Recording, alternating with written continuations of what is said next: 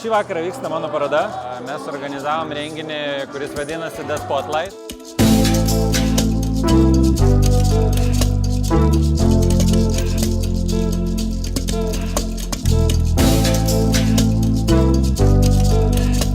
Filmas buvo toksai Closer. Tenai, reiškia, Julius Roberts herojai eksponavo savo nuotraukas tokiuose didelėse šviesdėžėse. Kai aš pastebėjau tokį pateikimą parodos, aš nusprendžiau, kad aš noriu tik taip ir ne anaip.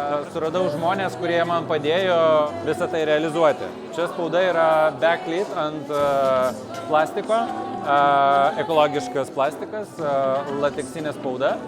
Tai specialiai skirta tokiom šviesdėžėm. Yra, reiškia, 19 nuotraukų iš viso bendrai.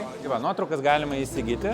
Nuotraukos yra limituotos, sertifikuotos. Tiražas yra, pavyzdžiui, šitos nuotraukos tiražas yra 3. 3 žmonės, kurie nupirks va tokiam pavydale, tik jie ir turės. Niekas daugiau neturės.